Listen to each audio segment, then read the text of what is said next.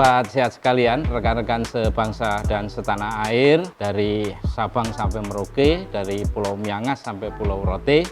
Berjumpa lagi di channel Sang Peracik Jamu. Hari ini kita akan melanjutkan seri untuk lambung dispepsia. Nah, pada seri yang ketiga ini kita akan membahas tentang resep jamu untuk gastritis. Sebelum saya akan bagikan resep jamunya, kita akan pelajari dulu apa itu gastritis. Jadi gastritis adalah satu kondisi di mana lapisan lambung kita mengalami iritasi, peradangan atau pengikisan. Nah, itulah definisi dari gastritis. Gastritis secara umum dibagi dua, yaitu gastritis akut dan gastritis kronis. Gastritis akut adalah ketika peradangan pada lapisan lambung itu terjadi tiba-tiba, terus kemudian yang menyebabkan nyeri ulu hati yang hebat namun hanya bersifat sementara. Nah, ini disebut dengan gastritis akut. Nah, sedangkan gastritis kronis itu peradangan di lapisan lambung terjadi secara perlahan-lahan dan dalam waktu yang lama. Jadi kalau yang akut tadi tiba-tiba, kalau ini terjadi perlahan-lahan dan dalam waktu yang lama.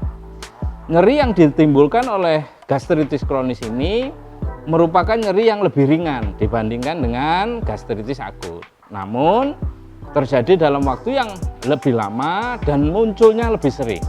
Nah, peradangan kronis pada lapisan lambung ini dapat menyebabkan perubahan struktur lapisan lambung. Nah, ini sobat sehat sekalian, bisa dilihat sobat sekalian mana lambung yang normal seperti apa dan yang sudah terkena gastritis. Faktor-faktor yang menyebabkan terjadinya gastritis. Yang pertama, infeksi bakteri Helicobacter pylori. Nah, inilah yang umum yang menginfeksi manusia di seluruh dunia. Ini yang bisa menyebabkan terjadinya gastritis. Kemudian berikutnya, yang kedua, faktor-faktor yang menyebabkan gastritis, terlalu sering mengonsumsi obat pereda nyeri yang mengkonsumsi ini secara terus-menerus. Nah, ini yang dapat menyebabkan baik gastritis akut maupun gastritis kronis. Kemudian faktor-faktor yang menyebabkan lagi karena usia atau umur.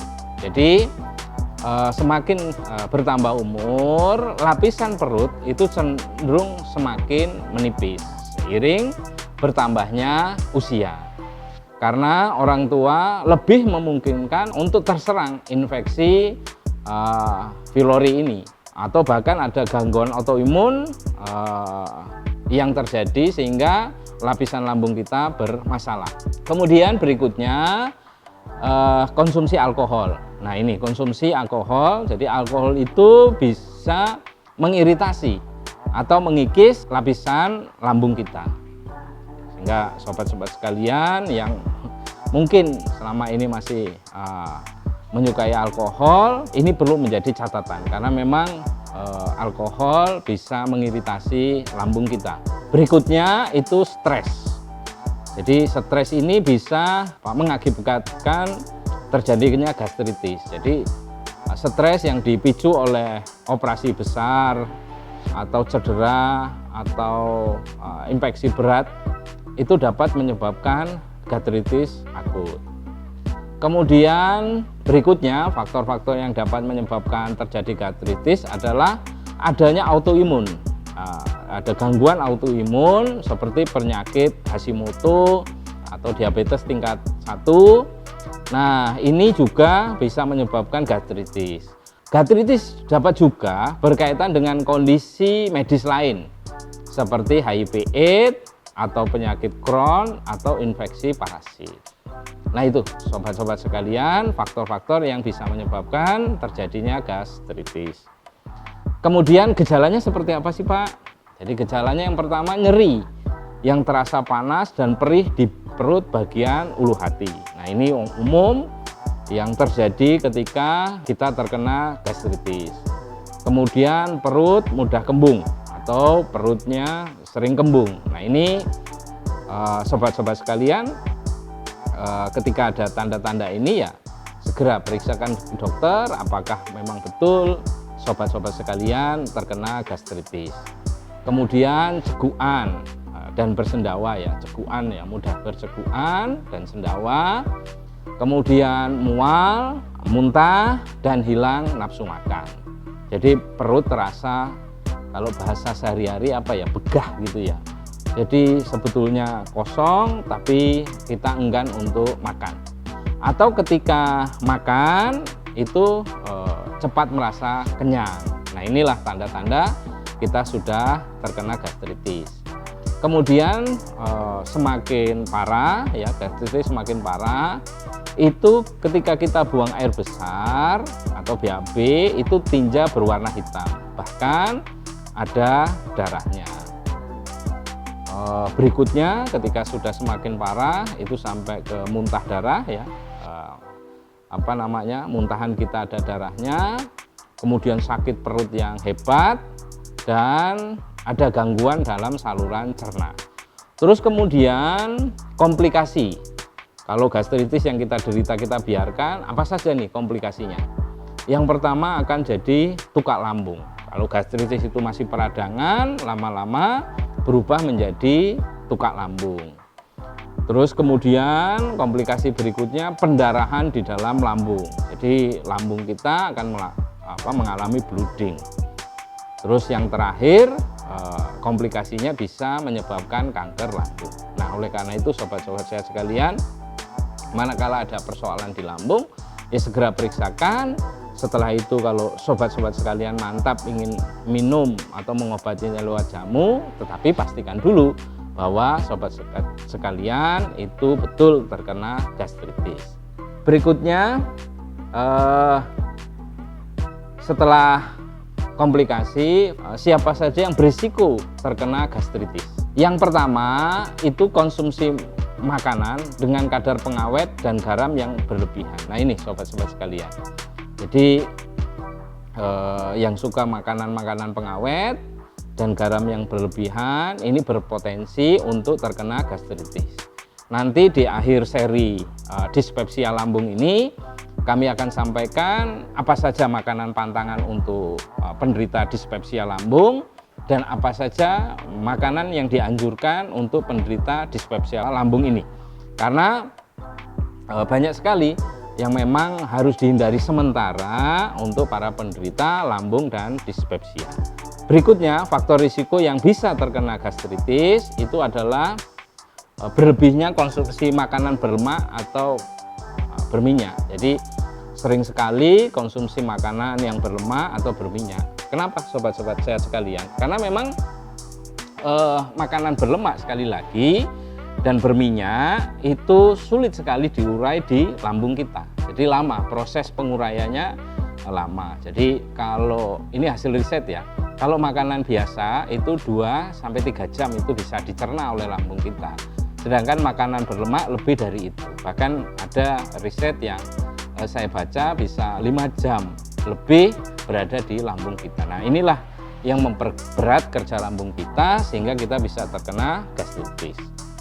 Kemudian berlebihan konsumsi makanan asam dan makanan pedas. Berlebihan ya.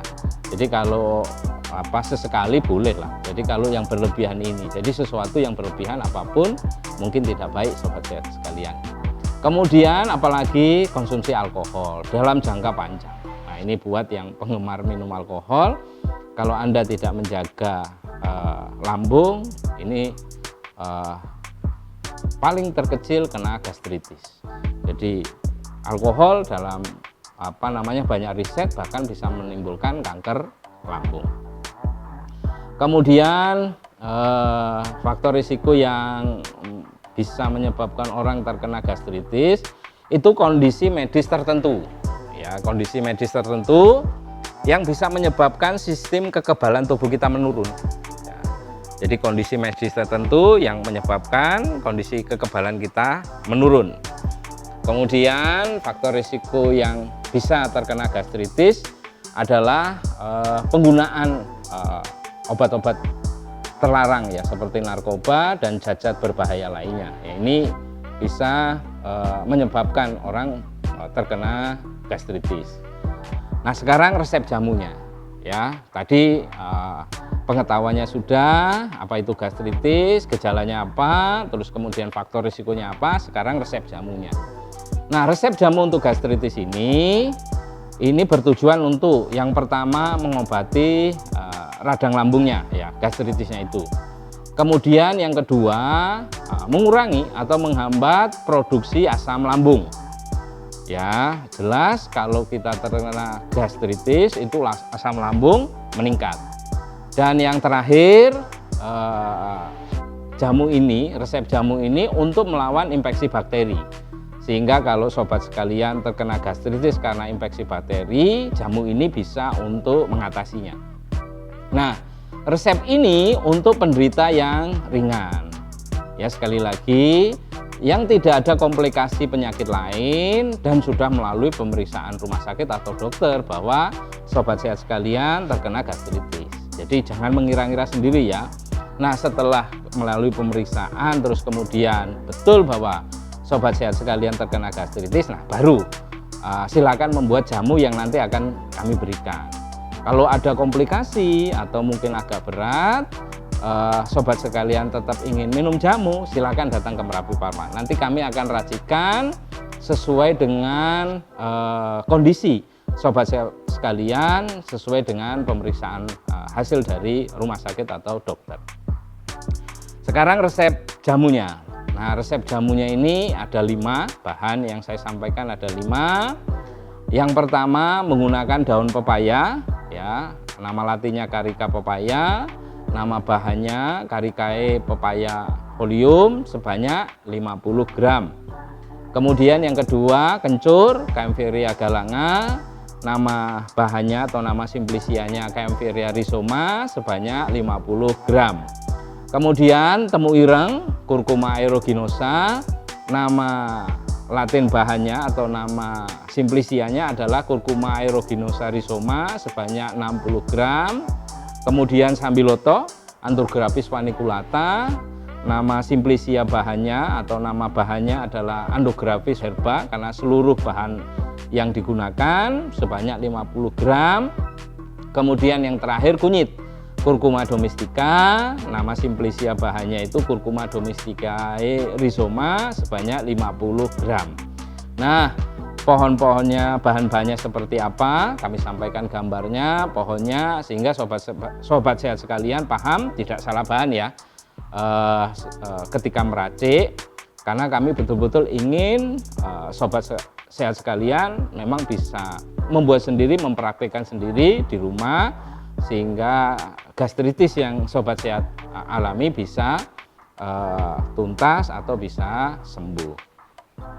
Nah, sekarang cara membuat semua bahan tadi ya, baik tadi daun pepaya, baik tadi kencur, temu ireng, kemudian sambiloto maupun kunyit, itu dicuci terlebih dahulu, kemudian dipotong dan dihaluskan. Nanti kita akan praktekkan cara menghaluskan dengan menggunakan blender. Pak, saya blender nggak punya, mau saya tumbuk boleh. Ya, intinya ukuran-ukuran dari bahan ini diperkecil sehingga zat-zat yang ada di bahan ini bisa keluar maksimal, yang berdampak pada pengobatannya juga menjadi maksimal. Kemudian setelah dihaluskan ya, boleh di blender, boleh ditumbuk, kemudian direbus dengan kuali tanah atau panci stainless steel atau panci enamel atau panci kaca dengan air sebanyak 2,4 liter sampai mendidih, kemudian ditunggu mendidih selama 5 menit. Jadi begitu mendidih, tutupnya dibuka, dibiarkan 5 menit, apinya dimatikan, siap untuk dikonsumsi. Oke, nah resep ini 2,4 liter ini untuk 18 kali minum. Sekali minum 100 cc. Nah, sekarang dosis dan aturan minum. Untuk kategori pengobatan, jadi yang sudah terkena itu sehari minum 5 kali. Pagi, agak siang, agak sore, ya, terus kemudian malam. Prinsipnya setiap 3 jam jamu ini atau resep jamu ini diminum. sekali minum 100 cc. Dan sebelum makan, ingat ya, diminum sebelum makan. Jadi kondisi lambung dalam kondisi kosong, sehingga resep ini atau jamu ini bisa berperan atau berfungsi secara maksimal ketika lambung kosong. Saya contohkan, ketika pagi sobat sehat sekalian bangun ya toh, kemudian belum terisi apa-apa, jamu diminum cukup 100 cc.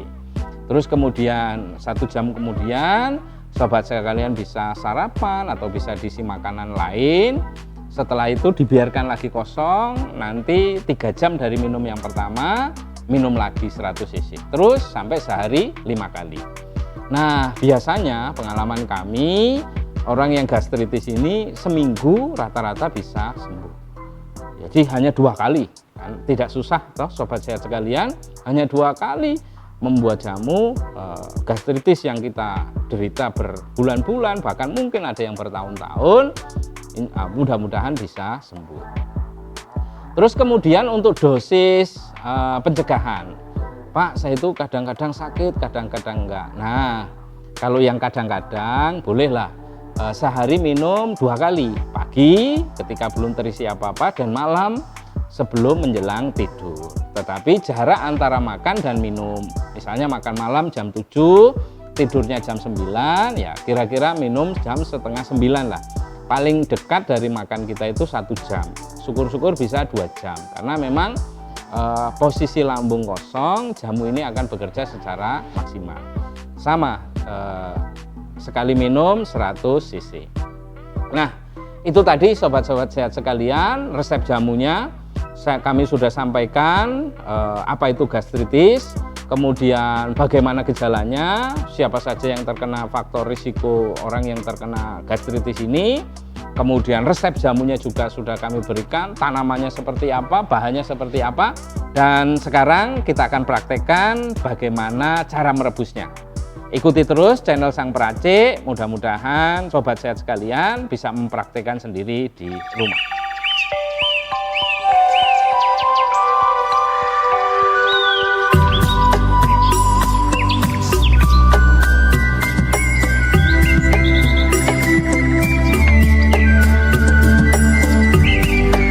Oke, sobat sehat sekalian, rekan-rekan sebangsa dan setanah air, kita akan mempraktekkan jamu untuk gastritis ya. Nah, ini bahan-bahan sudah saya siapkan sesuai dengan resep tadi.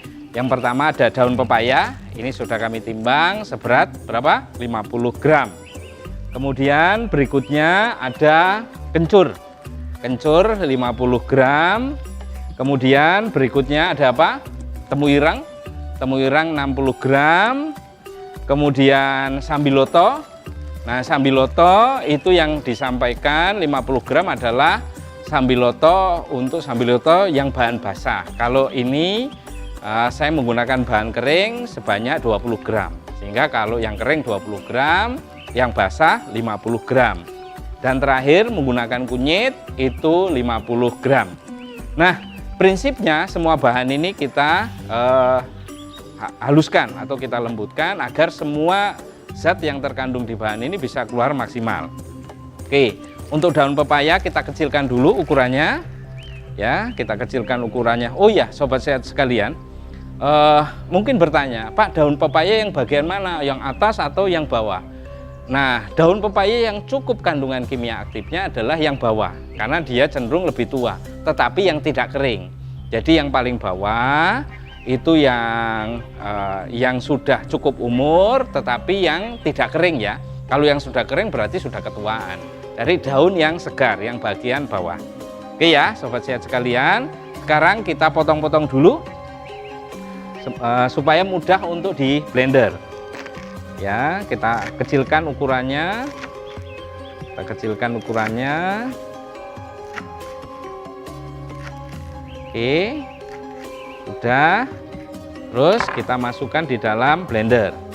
Ini sudah kami siapkan blendernya.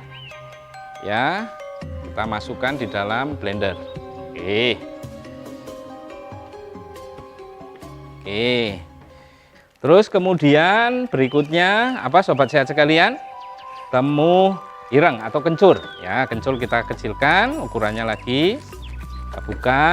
Ini juga 50 gram, kita kecilkan ukurannya.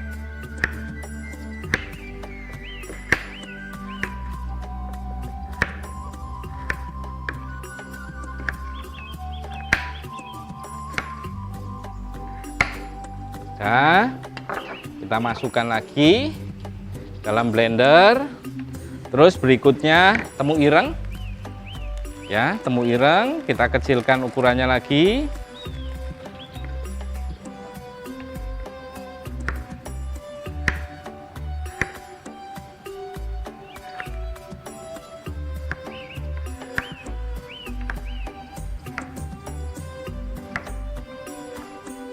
Oke, kita masukkan lagi. Terus kemudian kunyit. Ya, kunyit. Kita kecilkan ukurannya. Oh iya, Pak, dikupas nggak, Pak? Sebaiknya kalau bisa nyuci bersih tidak perlu dikupas, karena memang di kulit kunyit atau di kulit temu ireng atau di kulit kencur itu punya khasiat untuk memperbaiki ekosistem lambung.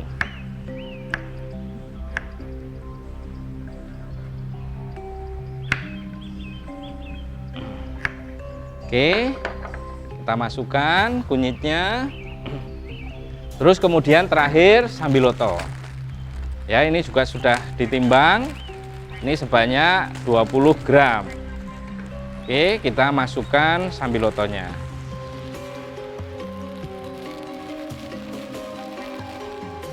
Oke, sudah.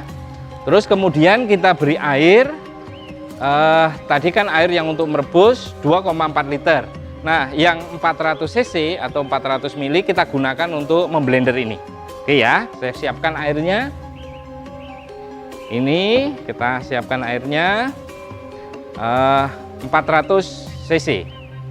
Nah, ini 400 cc kita masukkan supaya kita memblendernya mudah.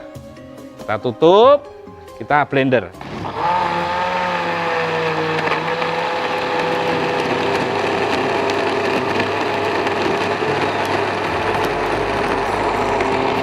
Nah, oke sobat sehat sekalian, ini terasa sudah lembut.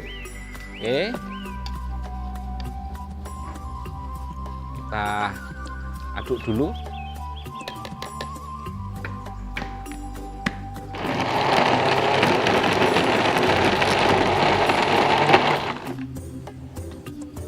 Sudah cukup, sudah lembut. Kita sekarang siapkan kualinya.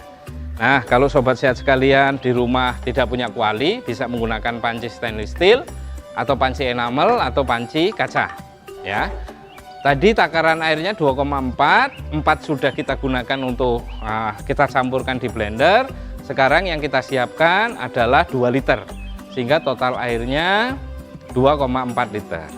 Oke, kita siapkan. Nah, ini masing-masing takaran, ini 500 cc atau setengah liter. 2, 3. Nah, yang terakhir kita gunakan untuk membersihkan ini, biar nanti yang tersisa di dalam di dalam blendernya tidak banyak. Oke ya, yang ada di blender kita tuangkan di dalam kuali. Kita tuangkan di dalam kuali. Oke, nah setelah itu bekasnya blender kita bersihkan dengan air yang keempat ya, yang untuk menggenapkan 2000 cc atau 2 liter.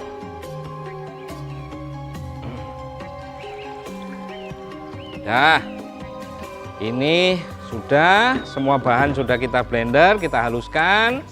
Terus kemudian kita tutup ya, kita tutup dan api kita hidupkan. Nah, sobat sehat sekalian, kalau sobat sehat sekalian merebus pakai kuali membutuhkan waktu 15 sampai 20 menit. Ya, kita tunggu ya sampai mendidih.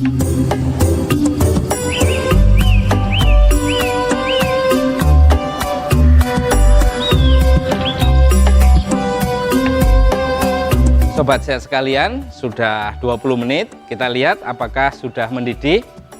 Kita lihat, sudah mendidih sobat sehat sekalian. Ya, ini jamunya sudah mendidih. Terus kemudian tutupnya kita buka, kita tunggu selama 5 menit, baru nanti api dimatikan. Nah, sekali lagi sobat sehat sekalian, ini adalah seri untuk gastritis.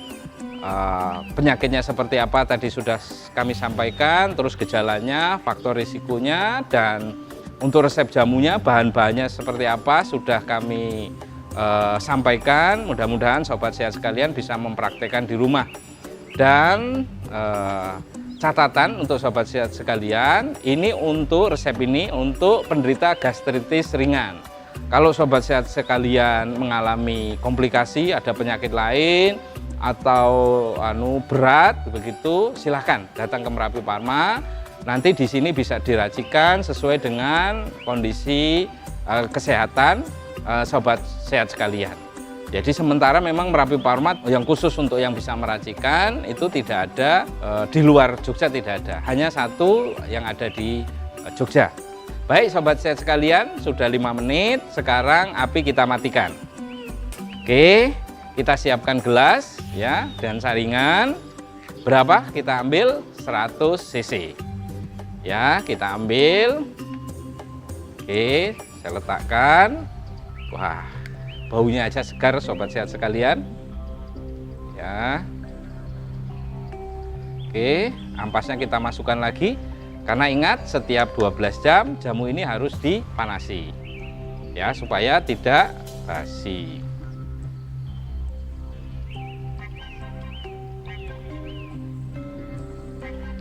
Nah, ini dia sobat sehat sekalian. Sudah kita ambil, kemudian kita tutup kembali. Kita tutup kembali. Nah, 100 cc atau 100 ml seperti ini sobat sehat sekalian. Jadi ingat, diminum sebelum makan. Jadi ketika perut kosong, jamu ini akan bekerja secara maksimal. Dan untuk pengobatan diminum sehari 5 kali, setiap 3 jam. Pagi, agak siang, terus sore, dan malam. Nah, sobat sehat sekalian, di seri ketiga ini sudah selesai untuk seri lambung dan gastritis. Besok kita akan membahas seri berikutnya, jamu tentang tukak lambung. Seperti apa resepnya? Ikuti terus video-video kami supaya sobat-sobat sekalian bisa paham tentang tukak lambung. Sebagai penutup, kami akan sampaikan pantun untuk sobat sehat sekalian sebangsa dan setanah air. Nek dadi pemimpin ojo elitis, wanis rawung lan humanis, sing arep bebas saking gastritis, seneng ngunjuk jamu ramuan kagem gastritis.